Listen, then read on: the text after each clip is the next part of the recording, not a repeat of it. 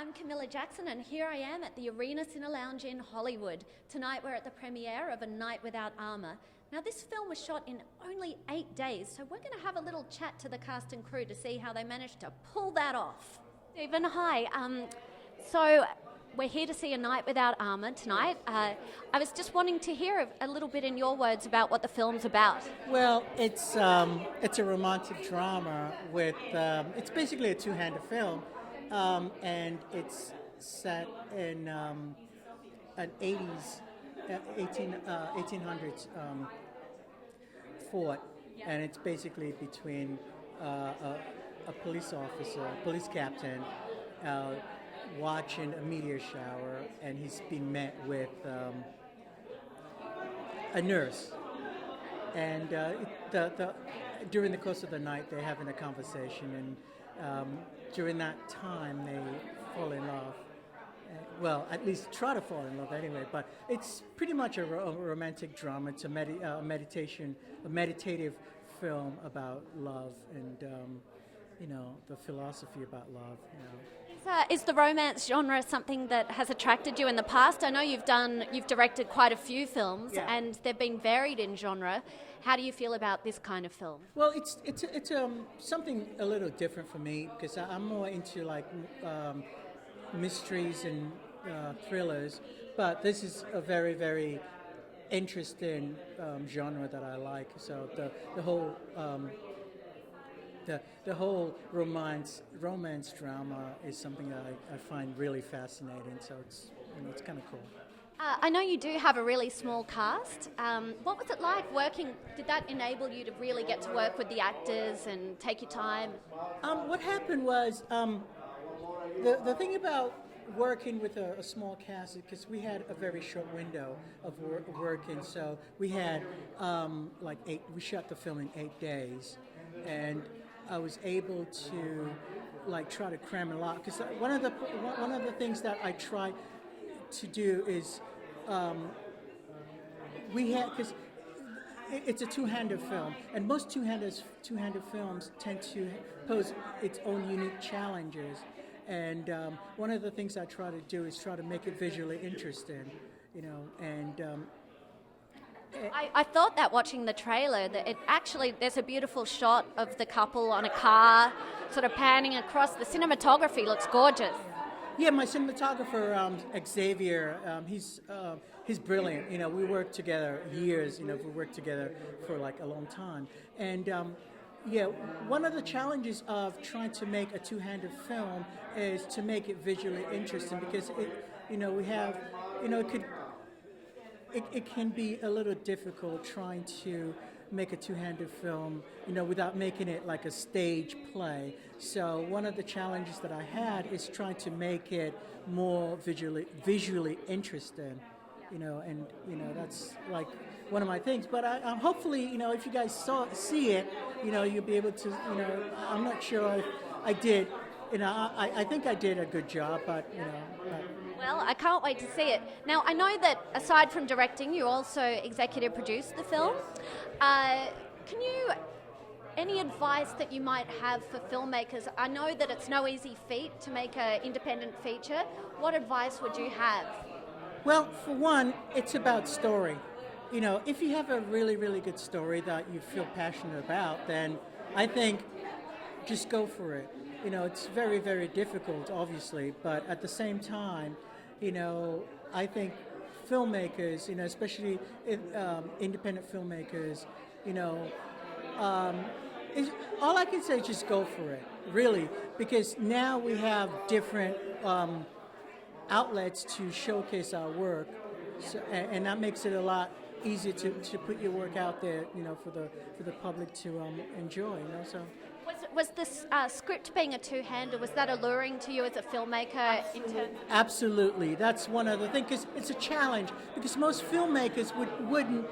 It poses its own challenge because having having just a two-hander and one location, it poses its own challenge.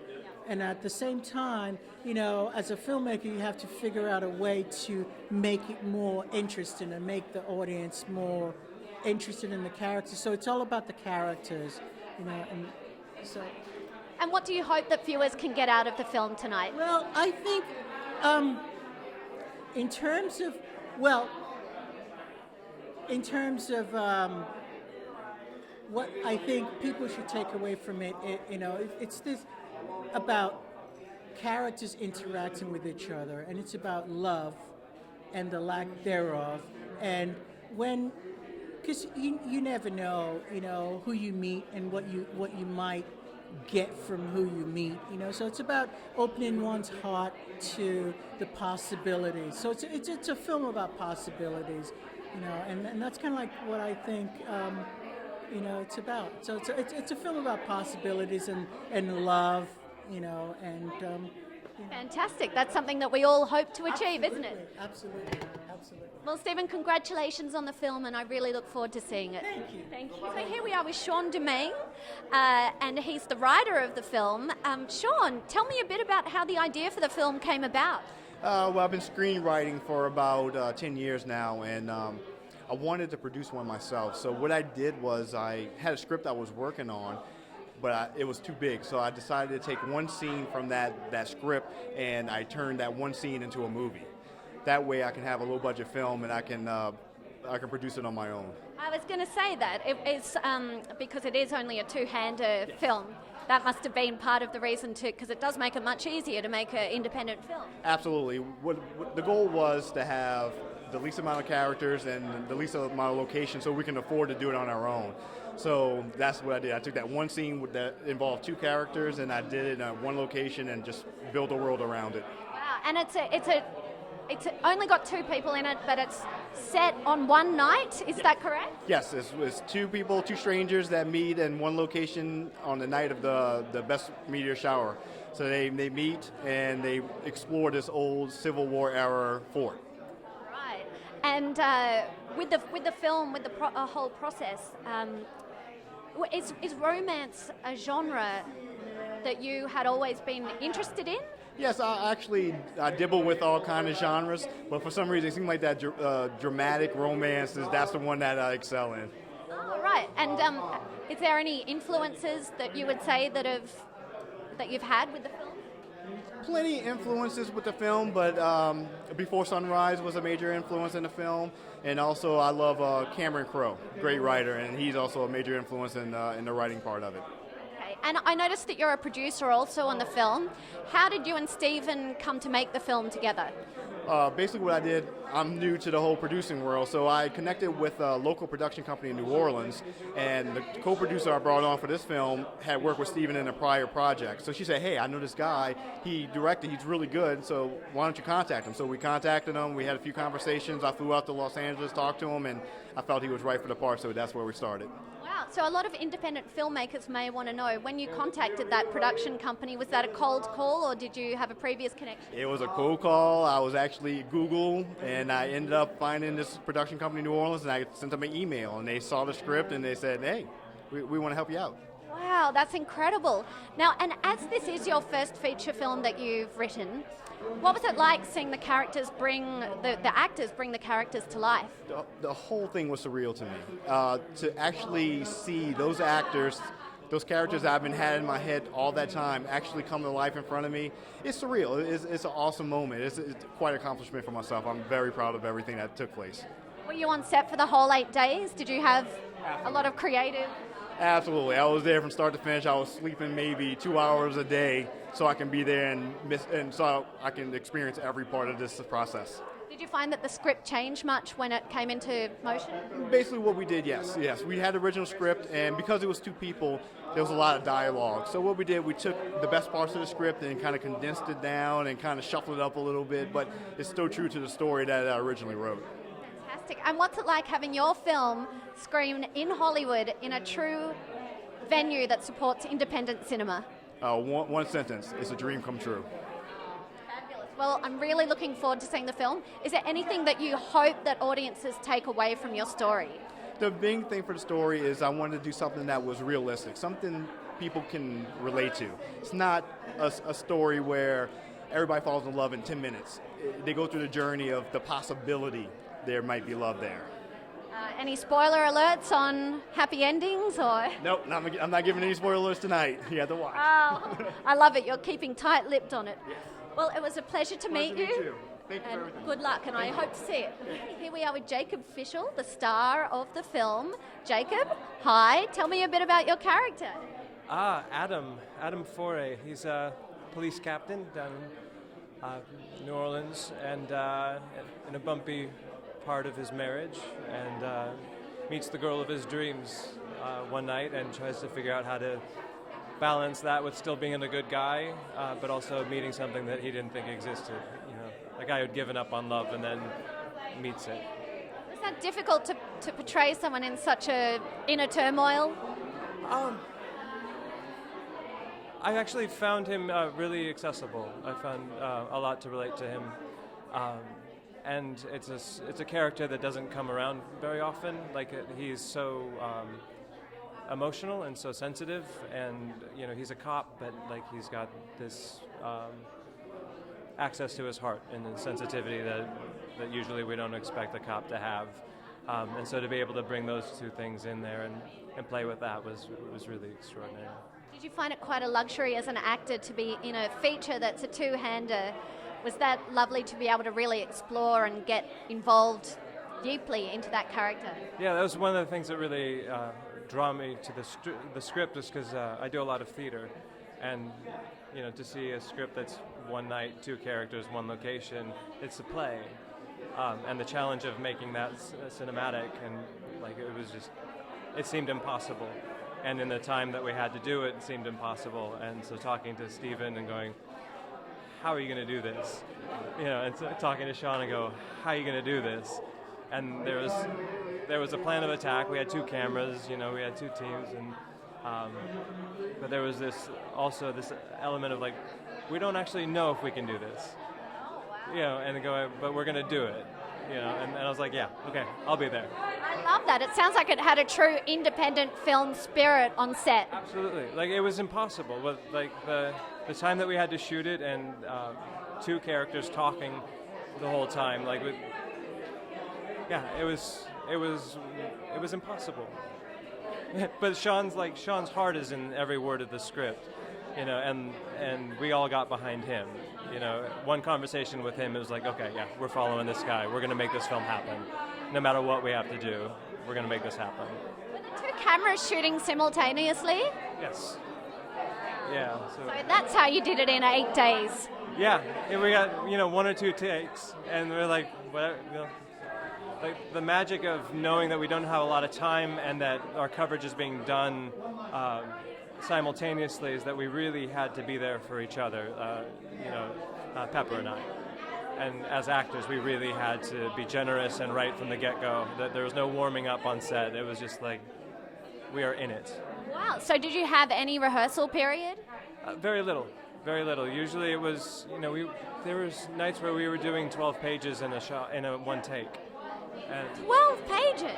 Yeah. And so, you know, Pepper's trained. She's from the theater as well, and so like it was extraordinary. And we started to get used to the cameras moving around, and then we just played the scene.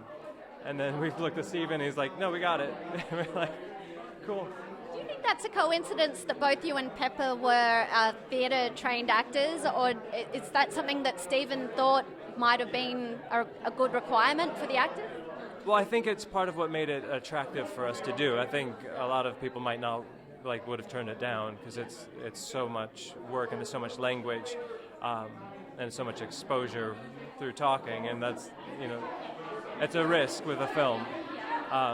But for me, it was like, that's what I do. So like, yeah, and for Pepper, it was like, yeah, this is what we do. Let's do it. Fantastic. How would you describe Stephen's directing style? Stephen's very visual, and it was almost as though he was choreographing a dance.